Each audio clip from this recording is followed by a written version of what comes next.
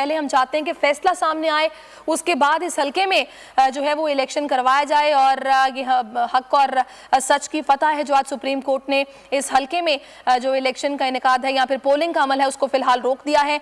और ये हल्का NA-75 डस्का का जहां पर गुज़श्ता जो इंतखाब हुआ उस दौरान जो रिटर्निंग ऑफिसर थे उसने भी नताइज रोके थे। उनके मुताबिक हल्के के हतमी नतीजे का ऐलान इलेक्शन कमीशन ऑफ पाकिस्तान करेगा, जिसके बाद यहाँ पर कशीदगी भी काफ़ी बरकरार रही है। प्रिजाइडिंग अफसरान को पोलिंग के दिन गायब कर दिया गया था, वो लापता हो गए। अगली ही सुबह वो जब सामने आए तो उनकी जानिब से कहा गया किसी के मोबाइल की बैटरी ख़त्म हो गई थी और किसी ने यह भी कहा कि उन्हें अगवा किया गया, सड़कों पर घुमाते रहे, दबाव डाला गया। तो यहाँ पर इलेक्शन मुतनाज़ था, जिसके बाद यहाँ के नताइज को तस्लीम नहीं किया जा रहा था, नताइज को रोकने की दरख्वास्त की गई, जिसके बाद ये मुतालबा भी सामने आया कि यहाँ पर इलेक्शन दोबारा करवाया जाए, पूरे हल्के में इलेक्शन हो या फिर कुछ पोलिंग स्टेशन पर इलेक्शन हो। ये भी एक बहस नहीं शुरू हो गई थी। अलबत्ता अभी सूरत हाल कुछ इस तरह से कि 10 अप्रैल को डस्का में होने वाली पोलिंग को फिलहाल रोक दिया गया है। यहाँ पर हल्का NA-75 सियालकोट के ज़िमनी इंतखाब में शदीद बेनज़मी भी देखने में आई थी और इस बदनज़मी में फायरिंग के नतीजे में 2 अफराद जाँ बहक हुए थे, 2 ज़ख्मी हो गए थे। और फिरदौस आशिक अमान ने इस हवाले से इल्ज़ाम लगाया था कि मुस्लिम लीग नून के उम्मीदवार के गार्ड्स ने पोलिंग स्टेशन पर फायरिंग की है और नून लीग के वर्कर्स ने फायरिंग की और पंजाब में होने वाले ज़िमनी इलेक्शन में जहाँ जहाँ मौका मिला पोलिंग रोकने के लिए हर हलबा इस्तेमाल किया गया। इस सारी सूरत हाल में अब ये देखा गया कि यहाँ का जो इलेक्शन है उसको मुतनाज़ बनाया गया। इस वक्त सीनियर एंकर पर्सन अमीर अब्बास हमारे साथ हैं, उनसे बात करते हैं। अमीर अब्बास, अभी सुप्रीम कोर्ट ने 10 अप्रैल को डस्का में होने वाली पोलिंग को रोक दिया है, ये आप किसकी अखलाकी फतह देख रहे हैं? क्योंकि अभी जो मीडिया से बातचीत की है यहाँ पर मौजूद जो रहनुमा थे उन्होंने तो यही कहा है कि हमारी ये फतह हुई है अखलाकी तौर पर। जाहिर बात है जी, इखलाकी फतह तो PTI की ही है, क्योंकि ये PTI का ही मौक़िफ़ था या उनकी दरख्वास्त थी सुप्रीम कोर्ट से कि पूरे हल्के में इलेक्शन नहीं होना चाहिए। PTI का मौक़िफ़ ये था कि जिन 20 पोलिंग स्टेशन के ऊपर नून लीग को एतराज़ है या जिन 20 पोलिंग स्टेशन के प्रिजाइडिंग ऑफिसर गायब हो गए थे, जिसका रिजल्ट नहीं बर वक्त पहुंच सका, वहां इलेक्शन करवाया जाए। जबकि अच्छा, यही मौक़िफ़ जो है वो पहले नून लीग का भी था कि इन 20 पोलिंग स्टेशन पर, लेकिन जब नून लीग ने देखा कि हमने अपने हक में बिल्ड कर ली है और 20 प्रिजाइडिंग ऑफिसर्स के गायब होने से नून लीग का पलड़ा भारी हो रहा है, तो नून लीग ने फिर फौरन उस चीज का फायदा उठाते हुए उन्होंने पूरे हल्के में इलेक्शन का मुतालबा कर दिया। ये मुतालबा पहले नहीं था नून लीग का। सही। तो PTI का मौक़िफ़ ये है कि जिन पोलिंग स्टेशन का इशू था उसके ऊपर इलेक्शन करवाना चाहिए। यही पिटीशन जो है वो सुप्रीम कोर्ट में थी।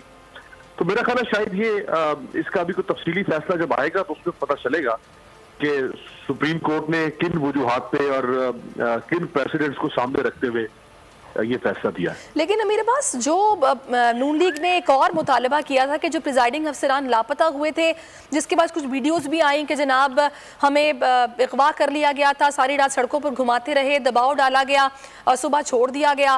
फिर बड़े कुछ लेम एक्सक्यूजेस भी आए थे कि जनाब हमारे मोबाइल की बैटरी ख़त्म हो गई थी, हम इसलिए लापता हो गए थे, हम लोगों का रब्ता आप लोगों से नहीं हो पाया। इसकी भी तहकीकात होनी चाहिए कि असल में किरदार अदा कर कौन रहा था, ये किस तरह एकदम यकायब गायब हो गए फिर एकदम सामने भी आ गए।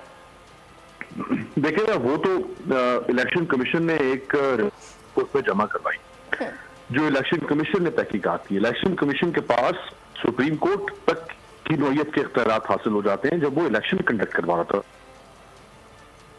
सही। अमीर अब्बास, आप इस पर बात कर रहे थे कि जो प्रिजाइडिंग अफसरान लापता हुए और जिस तरह के इल्जाम लगे हैं रिगिंग के, इसकी भी तहकीकात होना कितना जरूरी है? देखिए, होना इसलिए बहुत जरूरी है क्योंकि अभी 2018 के इलेक्शन की हुकार हम भुगत रहे हैं। अभी तक पूरी ऑपोजिशन ने आसमान जो है वो सर पे उठाया हुआ है और मुल्क को उन्होंने जामिद और साकित कर दिया है, निज़ाम हुकूमत को चलने नहीं दे रहे। उसके बाद फिर ये एक नया इलेक्शन जो है ज़िमनी, जिसके अंदर धांधली का इल्जाम। अब अगर 2023 का जो इलेक्शन आगे होगा, आप उसमें अंदाजा करें ये कितना बड़ा इस मुल्क में बलवा और दंगा शुरू हो जाएगा। सही। जाएंगी ये सारी जमातें। लिहाजा इस इलेक्शन की तहकीकात होना जरूरी है ताकि हम 2023 के इलेक्शन, वरना तो इस मुल्क में यही ड्रामा चलता रहेगा। जो इलेक्शन हो रहा है जाली, जो इलेक्शन हो रहा है धांधली, तो मुल्क खाक चलेगा आगे, हुकूमत खाक चलेगी, निजाम खाक चलेगा आगे।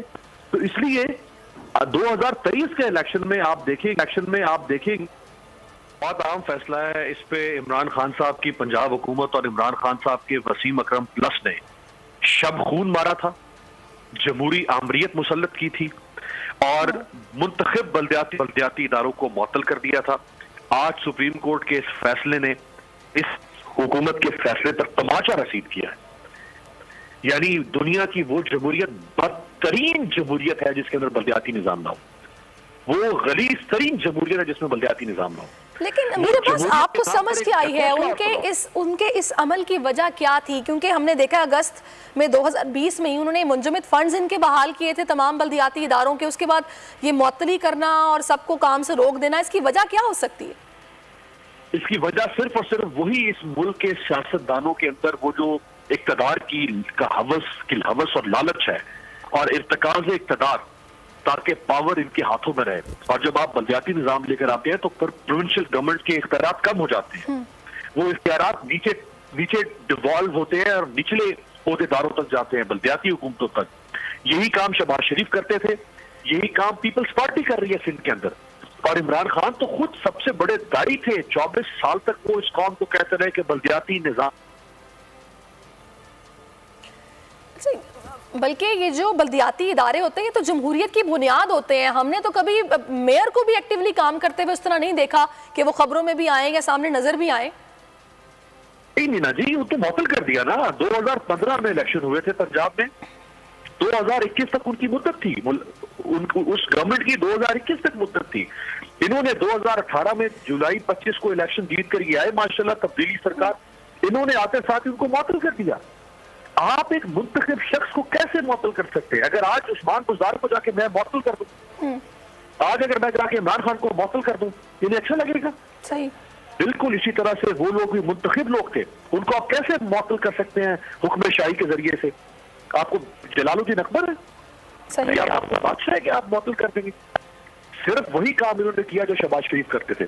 शहबाज शरीफ भी तो नहीं करते थे ना, कि सारे इक़्तिदार उन्होंने अपने पास रखा। देखिए 2005 में आखिरी बल्दियाती इलेक्शन पाकिस्तान में हुए थे परवेज मुशर्रफ के दौर में, उनकी मुद्दत थी 2009 तक। 2008 मेरे कहने का मकसद ये था कि जब ये लोग अपने ओहदे पर थे, जब तक इन्हें मुअत्तल नहीं किया गया था, उससे पहले भी ये उस तरह मेरे ख्याल में मजबूर किया जाता होगा ना, कि काम ही नहीं कर पाते होंगे, उस तरह एक्टिवली नजर ही नहीं आते होंगे। फिर तो देखिए काम क्या, अगर उस्मान बुज़दार काम नहीं कर रहे तो फिर उनको भी मुअत्तल करने दिया जाए ना। सही। आज ऑपोजिशन कहती है कि इमरान खान काम नहीं करे तो फैसला आवाम करेगी ना, वो जब इलेक्शन में जाएंगे। सही। मैं अगर मेयर हूँ किसी शहर का, या मैं अगर नाजिम हूँ, डिस्ट्रिक्ट नाजिम हूँ, व्हाटएवर, मैं जब अगले इलेक्शन में अवाम के सामने जाऊंगा तो अवाम मेरा मुहासबा करेगी ना। आप या कोई और कौन होता है मुझे मुअत्तल करने वाला? मैं वोट लेकर आऊँ, मैं मुंतखब हूँ ना, मैं तो सरकारी अफसर थोड़ा हूँ। बिल्कुल। मैं अगर सरकारी मुलाजिम हूँ तो आप मुझे मुअत्तल कर दें, OSD कर दें, डिसमिस कर दें, मैं मुंतखब शख्स हूँ ना, मुझे मुअत्तल करने का इख्तियार किस तरह किसी के पास आ सकता है? सही। ठीक है, बहुत शुक्रिया, आपने अपना वक्त हमें दिया।